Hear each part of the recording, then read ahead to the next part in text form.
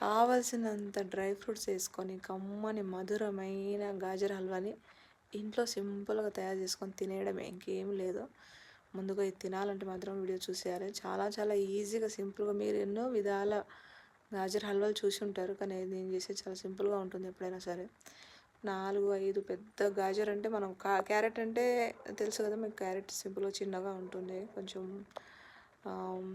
Orange కలర్లో ఉంటుంది. గాజర్ అంటే పింక్ కలర్ పెద్దగా ఉంటాయి పొడవుగా, అవన్నమాట. 1 కేజీ తీసేసుకొని గీరేసుకొని పొట్టు తీసి గీరేసుకొని శుభ్రంగా కాస్త నెయ్యి వేసేసుకొని చిన్న మంట మీద ఒక 10 నిమిషాలు వేయించిన తర్వాత అందులో పచ్చివాసన అంతా పోయినాక అందులో పాలు యాడ్ చేసుకోవాలి. ఒక హాఫ్ లీటర్ చాలు, ఎందుకంటే మళ్ళీ అది దగ్గర అవడానికి టైం పడుతుంది కాబట్టి హాఫ్ లీటర్ పాలు వేసేసుకొని ఒక 30 మినిట్స్ ఖచ్చితంగా టైం పడుతుంది హల్వాకి. అంటే గాజర్ హల్వా ఏ హల్వాకైనా సరే 30 నుంచి 40 మినిట్స్ దాకా అయితే ఖచ్చితంగా టైం పడుతుంది మనకు, ఎందుకంటే అది పెద్ద మంట పెట్టి మాడగొట్టి తినే వస్తువు కాదు.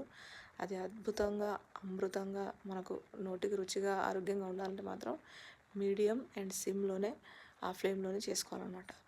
సింపుల్గా మనం పాలు పోసుకున్నామా, దగ్గరికి బాగా ఉడికిందా, మధ్య మధ్యలో కొంచెం కలుపుతూ ఉంటామా, ఆ తర్వాత మనకు కావాల్సిన తీపి ఎలా తింటామో అలా చక్కెర వేసేసుకొని దానిపైనుంచి డ్రై ఫ్రూట్స్తో ఇలా గార్నిష్ చేసేసుకొని కమ్మగా వేడి వేడిగా చేసినప్పుడు తినడం కాదు, చేసిన తర్వాత కాసేపు ఆగి ఒక 2 అవర్స్ ఆగి తినండి, భలే రుచిగా ఉంటుంది.